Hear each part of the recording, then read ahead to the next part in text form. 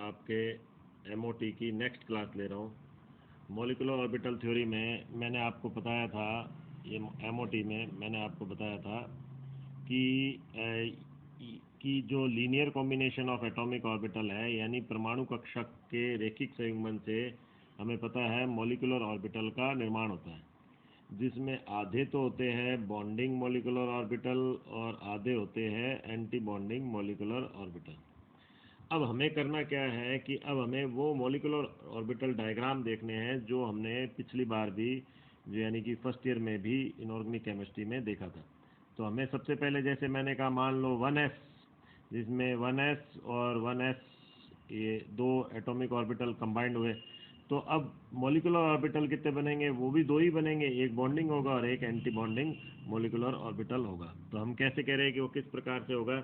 तो हमने कहा जैसे ये हमने लिया 1s,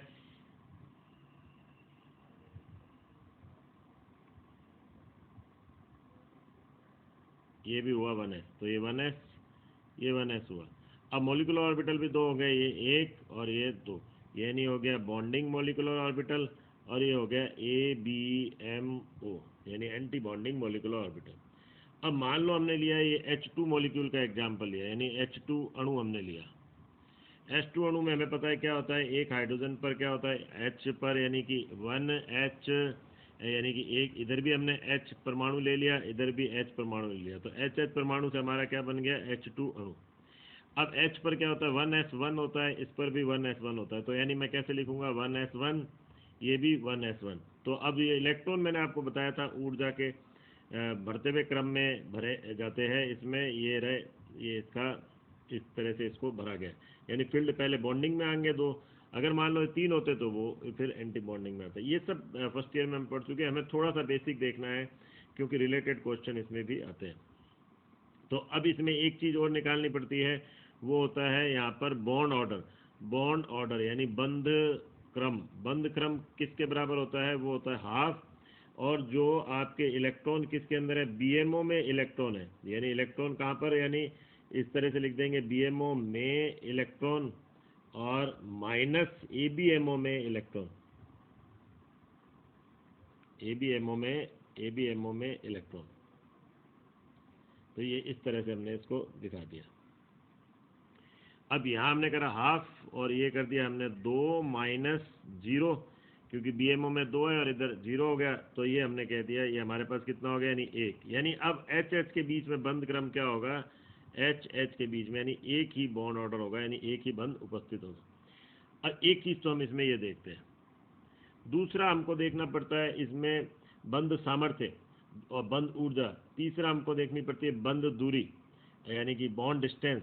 और एक हम इसमें देखते हैं कॉन्फ़िगरेशन, तो मैं कॉन्फ़िगरेशन भी यहाँ लिख देता हूँ, क्योंकि ये बंद हमें पता है सिग्मा बॉन्ड है, तो इसमें लिखेंगे सिग्मा और यहाँ पर भी लिखेंगे सिग्मा, लेकिन दोनों में अंतर दर्शाने के लिए क्या हो जाएगा, ये सिग्मा बॉन्डिंग हो गया और ये सिग्मा क्या हो गया, एंटी बॉन्डिंग हो गया। अब मेरे को अगर कॉन्फ़िगरेशन लिखना है विन्यास, तो मैं क्या लिखूंगा, सिग्मा बॉन्डिंग यहाँ पर 2 और सिग्मा एंटी बॉन्डिंग। और ये हमको लिखने की ज़रूरत नहीं है क्योंकि 0 है, तो लिखने की ज़रूरत नहीं, तो हम डायरेक्ट बस केवल इतना लिखेंगे सिग्मा बॉन्डिंग 2। किसका हो गया, ये H2 का विन्यास हो गया। इस प्रकार से हम लिखेंगे। अब हमें क्या देखना है, मैंने अभी आपको कहा रिलेटिव हमें क्या देखना पड़ता है, जो बॉन्ड एनर्जी, बॉन्ड सामर्थ्य या बंद सामर्थ्य, इस तरह से। अब जैसे मान लो मैंने एक H2 नहीं लेकर H2 प्लस लिया, ये आपके कोर्स के अंदर है H2 प्लस मॉलिक्यूल, मैं केवल वही एग्जाम्पल लूँगा जो थर्ड ईयर में जनरली पूछे जाते हैं, और क्योंकि बाकी तो ये डिटेल आपके फर्स्ट ईयर के अंदर ही है। H2 प्लस हमने लिया। अब H2 प्लस में हमें पता है कि अब एक वही सेम हमने पहले तो इस तरह से मॉलिक्यूलर ऑर्बिटल बना लिया, यहाँ पर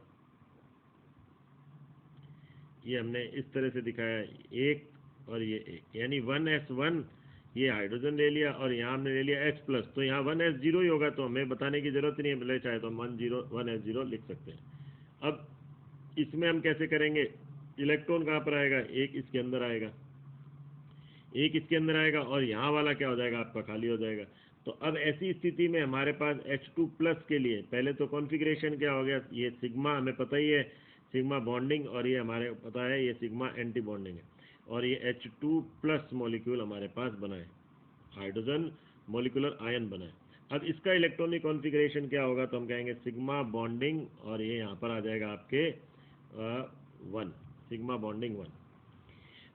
अब यहाँ बॉन्ड ऑर्डर अगर निकाला जाएगा तो बॉन्ड ऑर्डर किसके बराबर होगा, बॉन्ड ऑर्डर होगा यहाँ पर, ये आएगा आपके हाफ, और BMO में यानी 1 माइनस, और ये क्या आ जाएगा आपके 0, यानी कितना हो गया 0.5।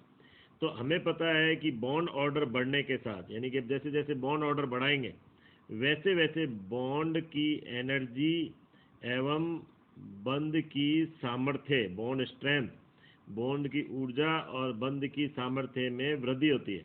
जैसे एक एग्जांपल हम लेते हैं, मान लो हमने लिया carbon carbon single bond, carbon carbon double bond और कार्बन कार्बन ट्रिपल बॉन्ड।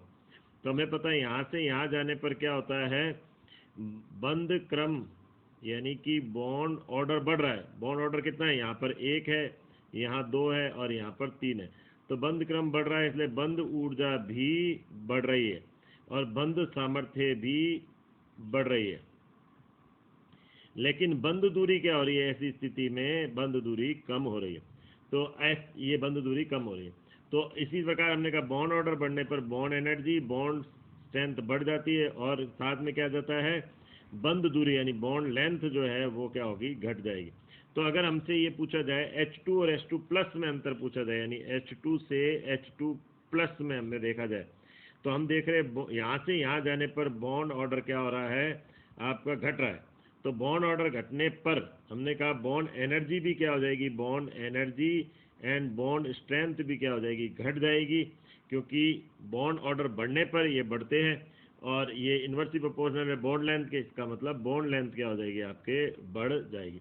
ये अपेक्षिक रूप से इनमें हम ये जो मॉलिक्यूलर ऑर्बिटल थ्योरी है उसका यही सबसे बड़ी विशेषता है। अब हम यहाँ पर एक चीज़ और देखेंगे साथ में कि अगर मान लो हमसे पूछा जाए इसमें चुंबकीय गुण, चुंबकीय गुण, तो हमें दिख रहा है कि ये वाला जो है, ये वाला क्या हो गया, क्योंकि यहाँ ऑर्बिटल में दोनों इलेक्ट्रॉन उपस्थित है, ये फील्ड है, तो इसको हम क्या बोलेंगे, यहाँ बोलेंगे प्रति चुंबकीय यानी डायामैग्नेटिक। जबकि ये वाला क्या हो जाएगा, ये वाला क्योंकि एक इलेक्ट्रॉन है, ओड इलेक्ट्रॉन उपस्थित है, तो यहाँ हम क्या बोलेंगे इसे, यानी H2 प्लस को हम क्या बोलेंगे, अनुचुंबकीय यानी पैरामैग्नेटिक। तो ये हमको मेनली इसमें MOT के अंदर ये इस तरह से ऑर्बिटल को देखना पड़ता है। अब मैं इसी तरह का एग्जांपल ले रहा हूँ, जैसे अगर हमसे एक क्वेश्चन पूछा जाए कि जो H2 तो बनता है, H2 तो बनता है लेकिन He2 नहीं बनता, या यूं भी कह दिया जाए कि हीलियम है, नियॉन है, या कोई भी आपने हीलियम, नियॉन, आर्गन है, ये सभी एकल परमाणुक गैस के रूप में, ये एकल परमाणु गैस के रूप में। तो अब ये एकल परमाणु गैस किस प्रकार से हो सकती है, कि नहीं हीलियम, नियॉन, आर्गन। तो बहुत सिंपल सा है, जैसे अगर मान लो मैं He2 की बात ही करता हूँ, क्या He2 पॉसिबल है क्या। तो He2 हम भी बनाकर अगर हमने देखे इसमें, ये इस तरह से यहाँ हमने लिया, मान लो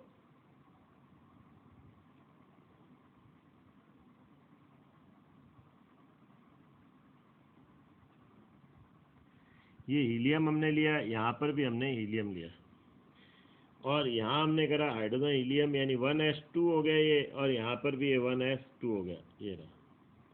तो ये इधर की तरफ आए, पहले ये BMO आपने लिया, और ये आपने कौन सा लिया, ABMO। तो अब इलेक्ट्रॉन इसमें कैसे भरे जाएंगे, ऊर्जा के बढ़ते क्रम में भरे जाएंगे। तो 4 हो गए, तो 2 पहले इधर आए और फिर कहाँ पर आए, 2 इधर की तरफ आए। अब ये चारों इलेक्ट्रॉन इधर आए, तो यानी बॉन्ड ऑर्डर कितना आ गया, यहाँ पर बॉन्ड ऑर्डर आ गया हाफ, और यहाँ पर बॉन्डिंग में इलेक्ट्रॉन माइनस एंटी बॉन्डिंग में इलेक्ट्रॉन, यानी 2 - 2 बराबर 0। इस प्रकार यहाँ पर बॉन्ड ऑर्डर कितना हो गया, 0। बॉन्ड ऑर्डर 0 का मतलब है, इसका मतलब बंध संभव नहीं है, संभव नहीं है, यानी इनके बीच में बंध संभव नहीं है। किसके बीच में नहीं है, He के बीच बॉन्ड संभव नहीं है। अगर बॉन्ड संभव नहीं है तो इसका मतलब He क्या होगा, वो एकल परमाणु गैस के रूप में होगा। अब अगर मान लो He2 तो पॉसिबल नहीं है, क्या He2 प्लस संभव है क्या ये संभव है। तो हाँ, ये संभव होगा। क्यों होगा, क्योंकि अगर मान लो मैंने इसी तरह से इसमें वापस लिया, ये मान लो मैंने लिया तो यहाँ हम देखते हैं कि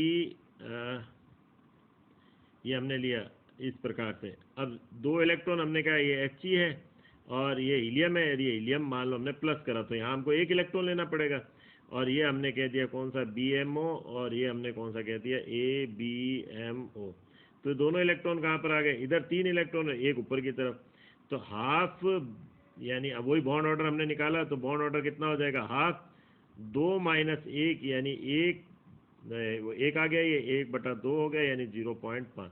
तो यानी यहाँ बॉन्ड, क्योंकि यहाँ पर बॉन्ड ऑर्डर आ रहा है, कुछ है संभव, तो इसलिए यहाँ पर बॉन्ड संभव है। लेकिन यानी किस तरह का होगा, अगर यूँ हम बात करें तो ये एक तरह से 1 इलेक्ट्रॉन बीच में होगा। दो बॉन्ड जो बनता है 2 इलेक्ट्रॉन से, तो यहाँ 1 इलेक्ट्रॉन हमने दिखा दिया, ये 1 इलेक्ट्रॉन। मैं इस तरह से दिखा देता हूँ, क्रॉस नहीं बल्कि मैं ई से दिखा देता हूँ। तो ये 1 इलेक्ट्रॉन इन दोनों के बीच संभव। तो इस तरह से 1 इलेक्ट्रॉन बॉन्ड पॉसिबल है He2+ के बीच में। तो हम इस प्रकार से हम क्या करते हैं, हमसे यही क्वेश्चन यहाँ पर पूछे जाते हैं, यानी आपसे पूछ लिया जाएगा।